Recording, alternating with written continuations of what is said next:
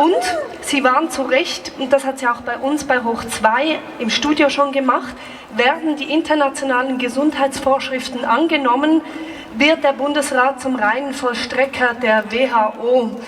Michel, ich freue mich sehr, dich begrüßen zu dürfen. Bienvenue Michel et nous te remercions. Merci beaucoup.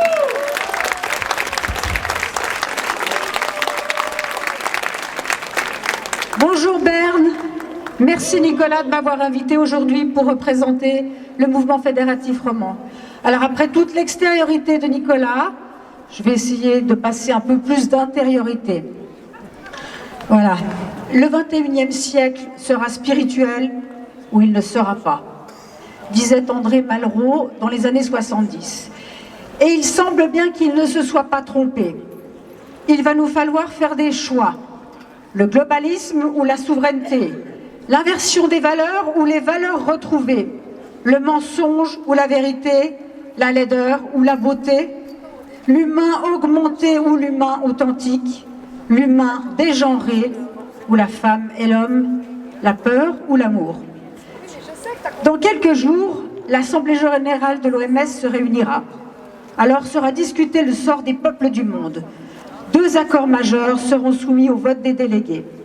2 accords qui scelleront ou qui ne scelleront pas, du moins pour le moment, l'idéologie galopante des mondialistes, leur nouvel ordre mondial et la gouvernance qui en découle.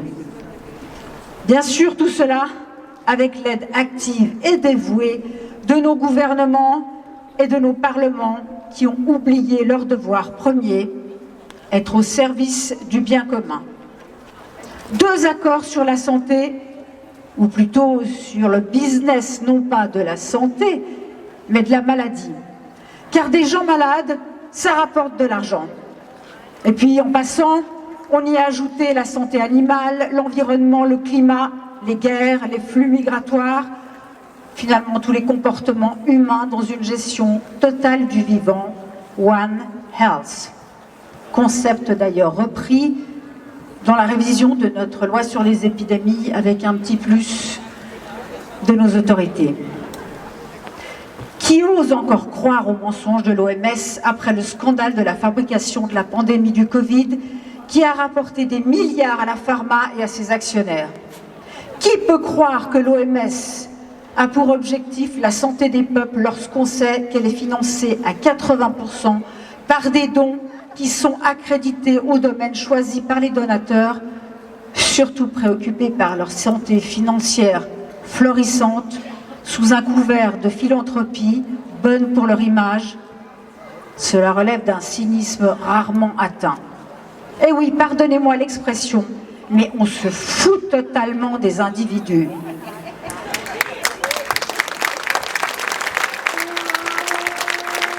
Qui peut croire que l'OMS est libre de sa politique quand on sait qu'elle est largement financée par des privés, donc des personnes non élues, qui font partie de lobbies pharmaceutiques, par exemple, ou de banques ou de fondations?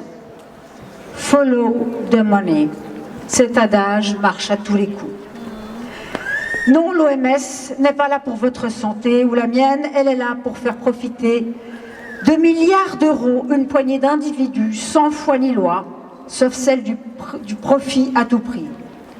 Et tout cela avec le consentement et même l'aide de nos gouvernements qui au mieux sont stupides, au pire sont partie prenante, avec une préférence pour cette option dont la corruption est présente dans toutes les strates de nos démocraties émiettées par ces gens-là.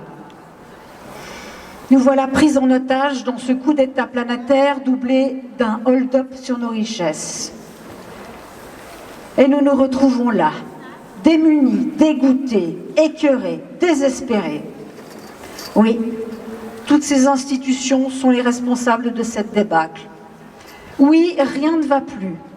Oui, notre paysage quotidien voit chaque jour ses couleurs s'affadir, et ça au propre comme figuré. Chaque jour, nous sommes soumis à une immersion dans les abîmes du mensonge ou de la post-vérité, dans les abus sous toutes leurs formes, dans la laideur, la vulgarité ou l'abandon complet de toute forme de discernement. et ma mère de 90 ans de vous dire, on marche sur la tête. On a beau chercher partout, ce n'est que désolation du sol au plafond, ou plutôt de la terre au ciel. Mais à qui la faute? Qui sont les responsables? À qui devons-nous nous en prendre? Vers quelles instances porter nos doléances? Pauvre peuple perdu dans les affres, pauvre peuple souffrant 1000 morts, et pauvre peuple qui a cessé de réfléchir pour se laisser conduire à l'esclavage par des élites qui le connaissent mieux que lui-même. Certes, oui, ces élites abusent, mais elles ne font qu'occuper le terrain que nous avons depuis très longtemps déjà déserté. Les lobbies, les personnalités politiques, les centres de pouvoir parallèles se réjouissent de cette souveraineté que nous avons oubliée. Elles ne font qu'utiliser le système, certes corrompu, parce que, par paresse sans doute, nous avons préféré fermer les yeux pour continuer de ronronner. Combien de temps allons-nous encore ronronner? Combien de temps allons-nous encore nous laisser abuser? Combien de temps avant que nous sortions de notre peur? Comment sommes-nous passés en quelques décennies d'individus en quête d'autodétermination à de pauvres êtres abrutis par le prétendu progrès et dont la réalité réside dans un plongeon au cœur de nos écrans? Notre réalité se résume à prendre pour vérité ce qui sort d'un minuscule écran, cette toute petite fenêtre entièrement contrôlée par ceux que nous avons laissé prendre les commandes. Nous ne savons plus dire non, parce que le prononcer, c'est devoir en assumer la responsabilité. Alors, bien sûr, nous avons mille excuses, et la meilleure, c'est certainement la peur et notre besoin de sécurité. La peur et le besoin de sécurité ne sont que trop souvent des mirages dans le désert. La sécurité. Combien de sacrifices sur son autel? Comme par exemple, nos libertés fondamentales. Nous l'avons pourtant expérimenté dans nos chairs et dans nos âmes il n'y a pas si longtemps. Il y a malheureusement fort à parier que nous le referions, quitte à perdre notre liberté pour une bouchée de pain et des jeux.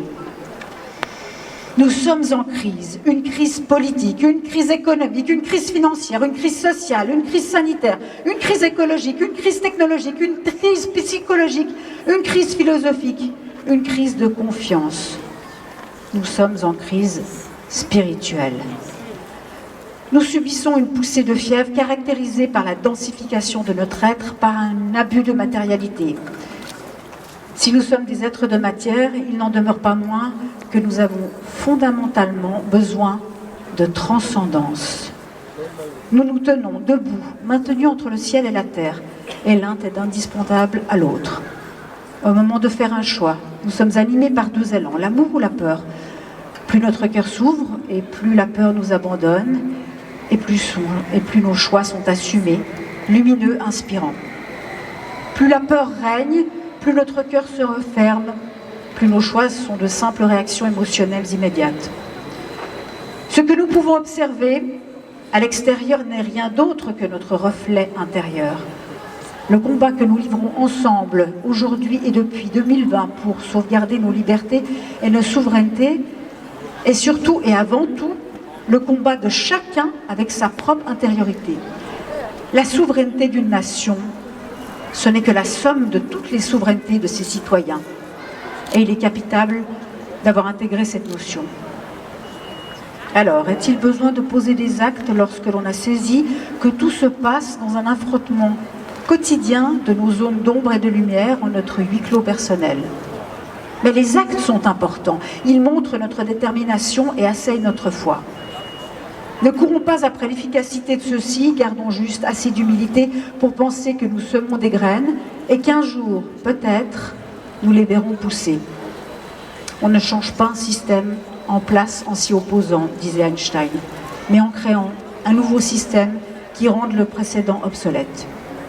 C'est donc jour après jour que nous pouvons restaurer un système vertueux dans lequel chacun sera souverain, libre, conscient et solidaire. Un système qui intègre la conscience du tout et de chaque partie du tout.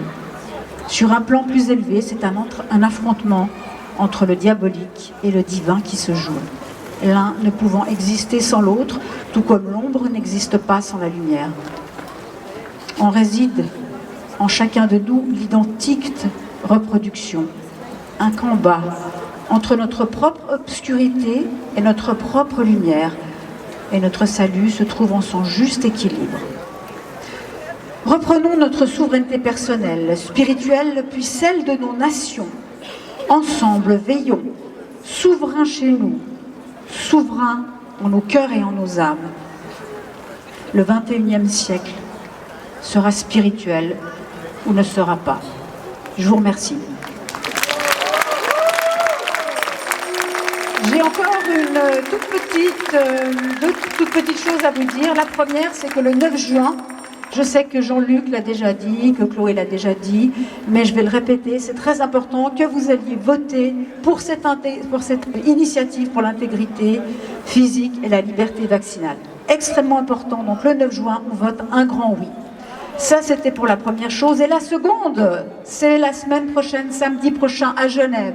Il y aura vraiment une immense manifestation où, normalement, il doit y avoir des gens du monde entier, en tout cas de toute l'Europe, qui vont venir. Il y aura une quarantaine de speakers du monde entier, dans différentes langues. Donc, vraiment, venez nombreux. Je pense que ça va être un grand moment, un moment historique, en tout cas, on l'espère, et ça sera grâce à vous.